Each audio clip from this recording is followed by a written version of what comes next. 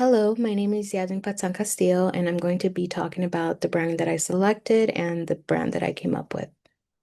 So, starting with Juicy Couture, they're known for their velour tracksuits, where they were known to merge alley lifestyle with casual glamour. Their aesthetics really consisted of the preppy Y2K pink aesthetic. And in the early 2000s, a lot of celebrities like Paris Hilton, Kim Kardashian were known to be seen wearing these types of velour tracksuits. So a little bit about Juicy Couture. Their mission is to bring luxury and bold styles of its alley roots to everyday wear and bringing glamorous and high quality designs where their values is to be a brand that embodies the idea of doing good while looking glamorous. So a little bit about my brand that I ended up coming up with. I ended up choosing the name Hot for All.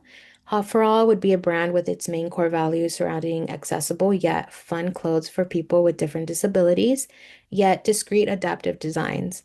Most clothes have to be cut and adjusted to fit certain prosthetics or people with limited mobility to be able to dress themselves.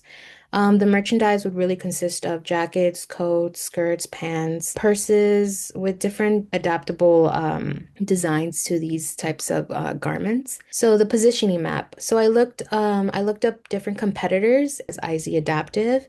I also found Joe and Bella, Skims, Tommy Hilfiger Adaptive, Target Adaptive. Hot for All would be on the mid-price range, fashion and adaptive focus for a younger audience. I selected these competitors because they all have a focus on adaptive wear, but all of them fall in different ranges on the map. So the target market would really consist of 19 to 35-year-olds, consumers that are looking for adaptive clothing that is trendy yet includes classic styles. The brand primarily caters to women, but also offers menswear. While functional fashion focuses on enhancing performance and convenience for everyone, adaptive fashion prioritizes accessibility and ease of use for people with disabilities. Occupations of our target market would be people who work probably remotely in offices or corporate jobs. So now onto the consumer research aspect of the project, where I interviewed a few candidates. Everyone I interviewed provided its distinct answers and perspectives on adaptive clothing. Each individual experiences different mobility challenges, and I realized that while it may be difficult to meet everyone's needs, there is a growing market eager to see adaptive wear expand. As Nick, a consumer of adaptive wear, highlighted, stretch is a crucial component of adaptive clothing. He also emphasized the importance of accommodating diverse body types. For example, individuals with spinal cord injuries may experience bodily shifts over time, causing standard shirts to ride up and expose the midsection. Overall, adaptive wear represents a broad and underdeveloped market with ample opportunity for innovation and modification.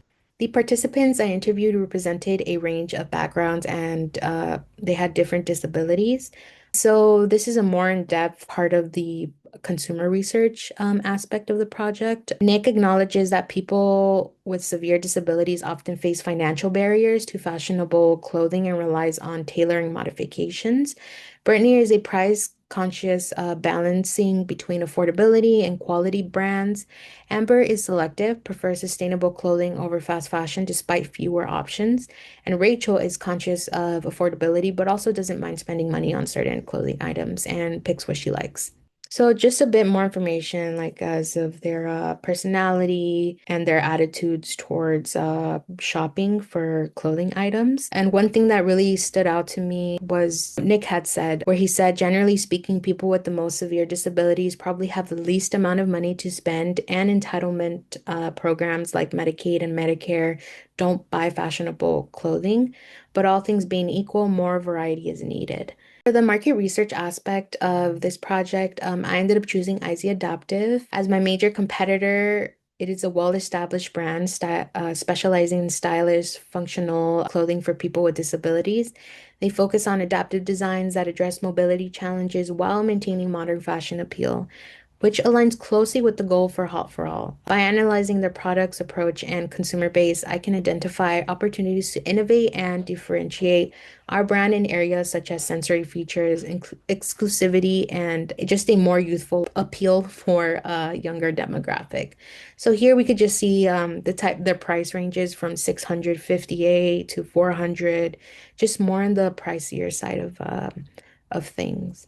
So for the sustainability aspect of this project for IZ Adaptive, they had limited information regarding sourcing and packaging details or their annual reports. However, they do provide information on their ledger and their partnership with GreenSpark. And so this is just like their most recent work with some items available in multiple colorways. And each garment is designed with unique functions and details to help individuals with certain disabilities feel more comfortable in dressing, making dressing easier for them. This is their color palette. It consists really of just neutral tones with some, such as grays, browns, accompanied with pops of color like pink and just really nice rich reds. So this is their fabric material story, the different materials that they use. So as to the reviews, I found some negative and positive ones. Finding a review was a bit challenging since there wasn't that much information available. What I ended up noticing is that the zipper appears to be a reoccurring issue, and several customers have expressed dissatisfaction with the brand's customer service. Customers note that the garments are comfortable and stylish. And so for Hot for All, the sustainable practice, that we would take an adaptable fashion. Our brand would prioritize both accessibility and co-conscious designs. We would aim to use sustainable adaptive fabrics while exploring biodegradable alternatives for closures like elastic or Velcro. The packaging would really consist of sustainable materials using composable, easy open materials with large print or even braille instructions for people who are blind. So now on to the fabric story for Hot for All. This is more of the types of colors that I would envision the brand to have. So this is the fabric story for Hot for All, the types of materials and the different types of textiles, the mix of colors, just something very fun. So it's just an idea of examples I saw during my research that I really kept in mind and that I wanted to design for. Just a concept board of the audience that I envisioned would wear these type of designs. This is a style board, such as the type of jacket material, how I would envision the pants to look like, bedazzled with really intricate designs. So I call this the jacket shirt hybrid because the user wouldn't actually have to wear a shirt underneath. And inside is actually an adjustable, movable pocket. This would work great for people with ostomy bags or feeding tubes. So why is this design practical? Ostomy bags can protrude and sometimes shifts, making them visible under tight clothing. This design allows individuals to wear fitted or structured garments without the bag showing or pulling on the fabric.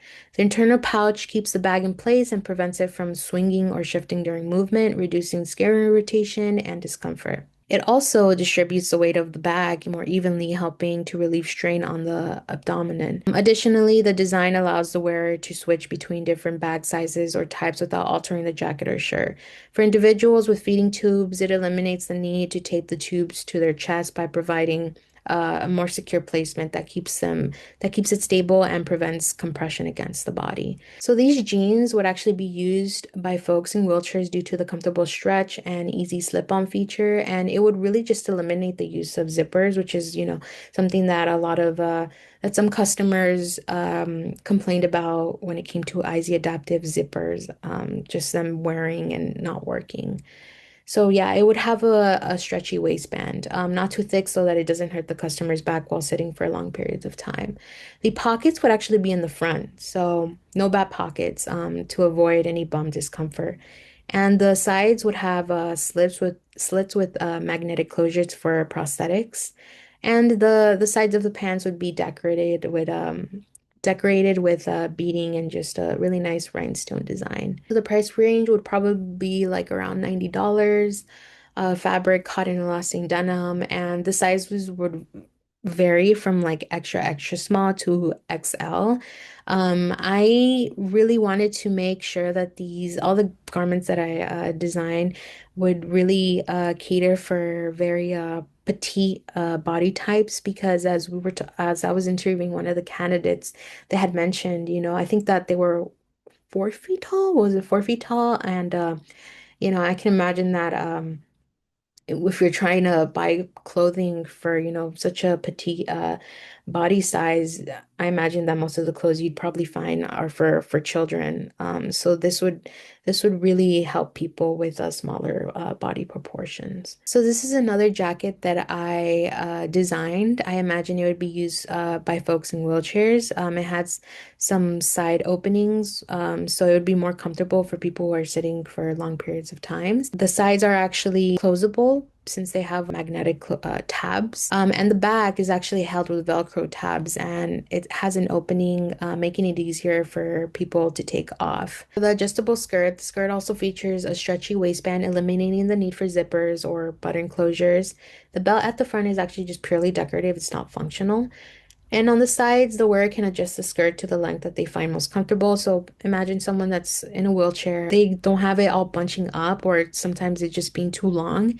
They can just extend the front to either be more shorter and then the back can be longer, really up to the wearer. So this is the spec design, just the measurements, is the waistline circumference, and just the very more logistical side of the design. This is the BOM sheet, the cost sheet, just really taking into consideration every detail from the thread to the rhinestones to the types of fabric and you know vendors size and the placement position for each material. So this is just the cost for each design, from the hang tag to the packaging to the labor, just keeping in mind more of the logistic aspect of it. So this is the pricing for all four designs. It did go a little bit over from budget from what I was hoping for, but it's nothing too crazy. It's not at the 300 or 600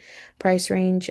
So it would still be very affordable for people who can't really splurge on luxurious adaptable clothing. And in general, I think it really does fill in the gap in the adaptive clothing market. Whereas to you know, looking at like IZ Adaptive, their clothing is very beautiful, very functional, but the price range is just, as Nick had mentioned, most people with disabilities might rely on government assistance, and they just don't have the luxury to be spending hundreds of dollars on adaptive wear, as to where this brand Hot for All would really try to not just source cost-effective materials, sustainable materials, but just really keeping the consumer's financial aspect in mind.